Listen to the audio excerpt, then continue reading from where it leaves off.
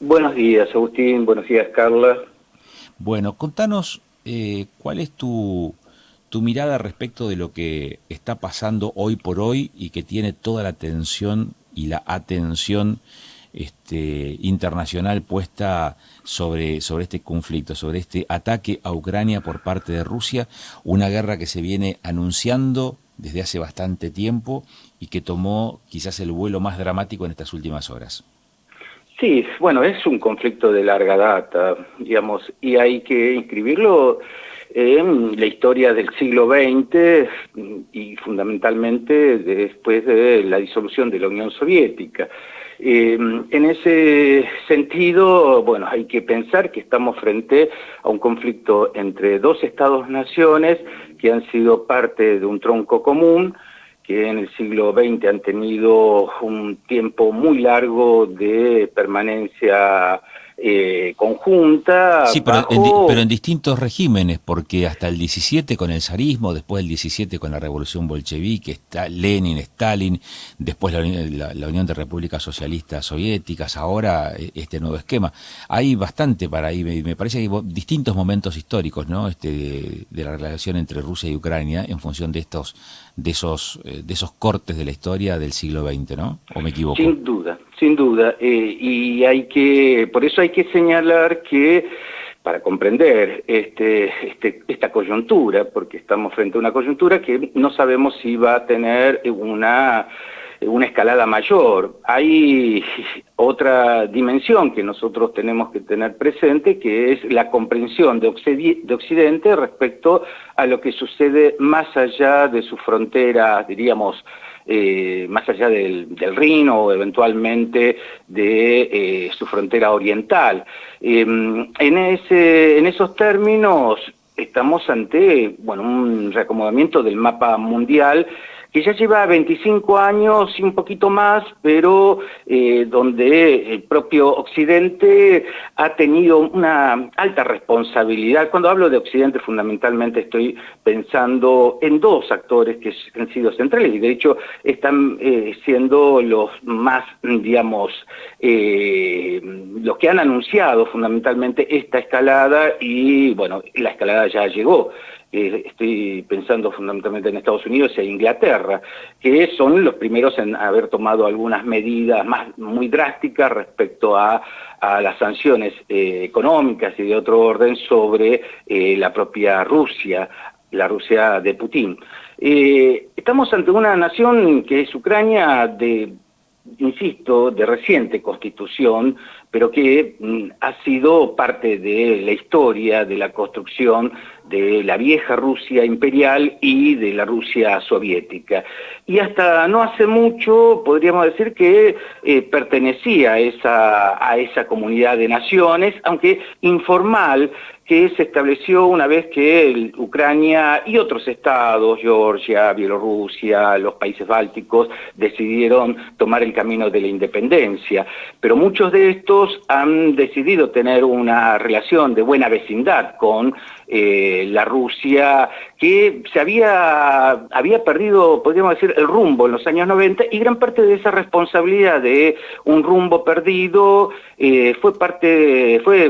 digamos, tuvo que ver con los propios Estados Unidos y la política que Occidente entabló hacia esta región. Aún con ello hubo elementos interesantes que se habían acordado y que hoy parecen no respetarse, entre ellos, bueno, el corrimiento de la frontera de la OTAN. Desde el año 90 se había decidido que la OTAN no iba a avanzar mucho más allá de la región a la cual con la cual se había, digamos, marcado su historia, su constitución después del año de 1948. Y lo que siguió ha sido efectivamente un avance de esa frontera, una OTAN que, digamos, no se sabía muy bien qué objetivos perseguía, pero En un principio, uno de esos objetivos había llegado a buen término, que era el tratar de desmantelar, ¿no es cierto?, la capacidad, la potencia nuclear de Ucrania cuando ésta se constituye inicialmente en el año 91. Es cierto que en el 94 se logró desarmar esa potencia nuclear y de allí en adelante hubo una suerte de acuerdo que se sostuvo hasta 2014 cuando los asuntos de Crimea derivaron en la anexión de esta región a la vieja Rusia. Rusia que ha tenido, bueno, un desarrollo muy distinto, inclusive con un Putin que emerge como un nuevo liderazgo y que similar a lo que ha ocurrido ya en el continente asiático, con China, hay un intento de recuperar posiciones y poder, por supuesto, pero en el caso de Rusia, y esto es histórico, ha buscado siempre sostener una política diríamos, de un cinturón defensivo a su alrededor, y Ucrania iba a formar parte de ello. Pero lo cierto es que esto se rompió en los años que transcurrieron después de los eventos de Crimea, y hoy estamos ante esta situación que no conocemos exactamente las derivaciones. Uh-huh. No conocemos las derivaciones y eso genera probablemente una gran incertidumbre, porque las derivaciones van a trascender mucho más allá del espacio geográfico de Rusia o de Ucrania, digo porque las reacciones son a nivel internacional. Estados Unidos, Gran Bretaña, Canadá, la Unión Europea, digamos, todos están reaccionando de alguna manera frente a esto, ¿no? Sí, sin duda. Occidente ha decidido reaccionar con firmeza, por supuesto bajo sus propios intereses. No necesariamente, digamos, esta condena ha sido, digamos, ha venido de la misma manera que en otras circunstancias, cuando Occidente ha sido el responsable de políticas de agresión sobre otros estados-naciones. Ahora sí se presenta frente a Rusia por estos eventos que por ahora parecen ser limitados. Aún la información sigue siendo poco clara, pero hay tambores de guerra en la región. Estamos ante, por supuesto, un mundo de estados-naciones y de poder tecnológico de escala, digamos, desconocida, y de hecho no sabemos tampoco siquiera cómo se va a desarrollar los eventos bélicos, si tendremos una guerra de movimiento o una guerra, ¿no es cierto?, clásica de posiciones que habían sido parte de ese tiempo de guerra que tuvo el mundo entre los años 14 y 1945. Hoy el escenario es complejo porque efectivamente, aún con la distancia o a la distancia, lo que ocurra en estas regiones va a tener incidencia a escala planetaria. Uh-huh. ¿Cuál es el atractivo el atractivo? Es un término un poco raro, digamos, para lo que quiero preguntar, ¿no? Pero ¿cuál es la motivación de Rusia sobre Ucrania? ¿Es cuestión nada más que política, acompañar, por ejemplo, la intentona separatista de algunos sectores de la geografía ucraniana, o hay también un interés económico fundado en las potencialidades que tiene Ucrania y que motiva esta invasión? Si observamos, digamos, el panorama de los recursos de ese país, que es un país pequeño, a ver, para poner digamos, en una dimensión territorial, no supera, diríamos nosotros, 3 provincias de nuestro país, pero cuenta con 44 millones de habitantes, o sea, la misma población que nuestra Argentina, pero, digamos, es un país que ha sido el clásico proveedor de cereales para Europa y para la propia Rusia.